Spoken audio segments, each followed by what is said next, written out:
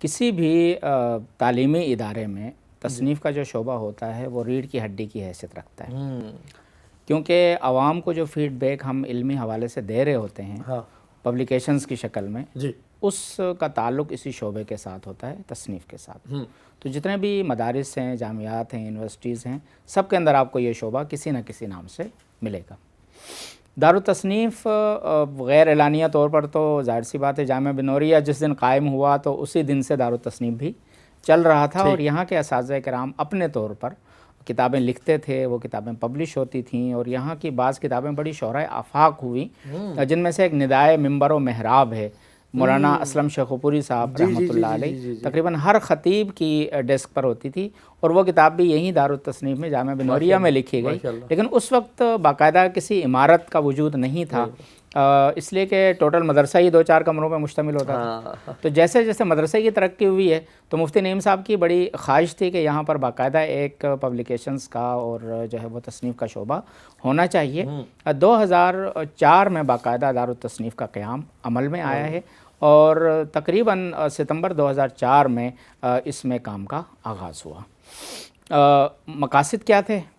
مقاصد میں سب سے جو پیش جو سب سے اہم چیز تھی وہ یہ تھی کہ عوام کو مستقل بنیادوں پر دینی رہنمائی فراہم کی جائے۔ بالکل ایسے لوگوں کی تعداد اب دن بدن کم ہو رہی ہے جو جمعہ کے اجتماعات میں آتے ہیں، علماء کی بات کو سنتے ہیں اور پھر اس کو فالو کرتے ہیں، کیونکہ لوگ اپنی مصروفیات کی وجہ سے اب اکثر جو آخری اذان ہوتی ہے اور خطبہ ہو رہا ہوتا تو اسی دوران میں تو لوگوں کو ریٹن اور تحریری شکل میں کچھ ایسا دے دیا جائے کہ وہ اپنی مصروفیات کے ساتھ ساتھ کچھ نہ کچھ اس سے استفادہ کر لیں۔ ایک تو یہ چیز تھی۔ دوسری چیز یہ تھی کہ ہم لوگ جو مسلکی منافرت کی وجہ سے تقسیم در تقسیم ہوتے چلے جا رہے ہیں، اور فرقے تو بڑے نمایاں ہو گئے، اسلام کہیں نظر ہی نہیں آ رہا۔ ٹھیک ہے، تو بالکل ایسی چیز جو مکمل طور پہ اللہ رسول کی منشا کے مطابق بھی ہو، سب کے لیے قابل عمل بھی ہو، جس پر کسی کو اعتراض بھی نہ ہو، اور صاف ستھری چیز ہو، چھنی چھنائی بھی ہو، اس طرح کی چیزیں دی جائیں۔ اب اس کے لیے مفتی محمد نعیم صاحب کی چاہت، ان کا ذہن کیوں بنا؟ پہلی بات تو یہ اس لیے کہ وہ ہر سال امریکہ جاتے تھے، وہاں پہ وہ قرآن سناتے بھی تھے اور اس کے بعد اس کا خلاصہ بھی بیان کرتے تھے۔ صحیح ہے۔ لوگ پھر سوالات شروع کر دیتے تھے۔ اس سے انہوں نے یہ اندازہ لگایا کہ لوگوں کے ذہنوں میں قرآن کے حوالے سے بہت کچھ ایسا ہے جس کو صاف کرنے کی ضرورت ہے۔ بالکل ایسے، یہ رہنمائی کا کوئی ذریعہ نہیں ہے۔ دینی حوالے سے لوگ بڑی غلط فہمیوں میں مبتلا ہیں، اور دین کے نام پر بہت ساری ایسی چیزوں کو فالو کر رہے ہیں کہ جو اللہ رسول کی منشا کے خلاف ہے۔ تو وہ یہ چاہتے تھے، اور ان کی مختلف کتابیں مختلف موضوعات پہ وقتاً فوقتاً شائع بھی ہوتی رہتی تھیں، ان کے مقالے وغیرہ بھی شائع ہوتے تھے، لیکن ان کی مصروفیات اتنی تھیں کہ وہ مکمل وقت اس کام کو نہیں دے پا رہے تھے۔ تو اس لیے ان کی چاہت تھی کہ ایک شعبہ قائم ہو اور اس شعبے کے تحت یہ کام ہو جو ان کی سپرویژن میں ہو، باقاعدہ ان کی نگرانی میں اور ان کی سرپرستی میں کام ہو۔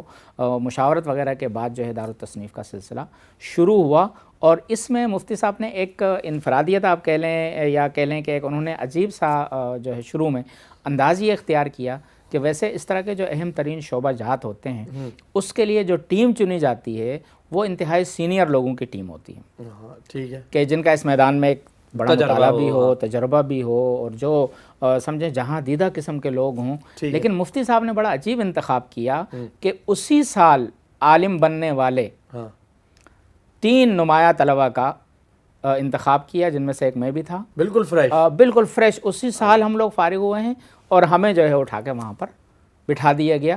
ہمارا تھوڑا بہت تحریری پس منظر اس اعتبار سے تو ضرور تھا کہ ہم بچوں کے رسالوں میں لکھتے تھے اور مختلف چیزیں تھیں، لیکن اتنی بڑی ذمہ داری۔ اور اس وقت مفتی صاحب نے ایک بڑی عجیب بات کی، کہا کہ جو کام میں تمہارے سپرد کر رہا ہوں، لوگ اور ہمارے علماء اپنی عمر کے آخری حصے میں جا کے وہ کام کرتے ہیں، یہ اللہ تعالیٰ کا انتخاب ہے کہ وہ تمہیں بالکل اپنے کیریئر کے آغاز میں اس خدمت کا موقع دے رہا ہے۔ ہوتا کیا تھا، ہمیں ٹاپک دے دیا جاتا تھا اور اس ٹاپک پہ ہمیں کتابیں بتا دی جاتی تھیں، ہم مطالعہ کرنے کے بعد جب اس کو لکھتے تھے تو مفتی صاحب ہفتے میں 1 دن، کبھی 10 دن میں 1 دن تشریف لاتے تھے، اس کو دیکھتے تھے، بہت کچھ اس میں سے کم کرواتے تھے، کچھ اس میں سے کچھ ان کی آراء ہوتی تھیں جس کی روشنی میں ہم مزید اس کو دیکھتے تھے۔ تو سب سے پہلا کام جو ہم سے کروایا گیا وہ تفسیر کا کام تھا۔ اچھا، ماشاءاللہ، اللہ کے کلام کی تفسیر، اور وہ بھی ان خطوط پر جو مفتی صاحب کی طرف سے باقاعدہ تحریری شکل میں ہمیں دیے گئے صحیح کہ قرآن کی بالکل واضح تفسیر ہونی چاہیے، صاف ستھری ہونی چاہیے، عوام کو خلجان میں نہ ڈالے، کوئی مسلکی اور کسی قسم کی تفریق کی بات نہ ہو، ہر آدمی کے لیے قابل قبول ہو۔ یہ ایک ایسا کام ہے کہ انتہائی مشکل اور بڑا تحقیق طلب کام ہوتا ہے، لیکن اس کی وجہ سے الحمدللہ ہماری تربیت ہوئی۔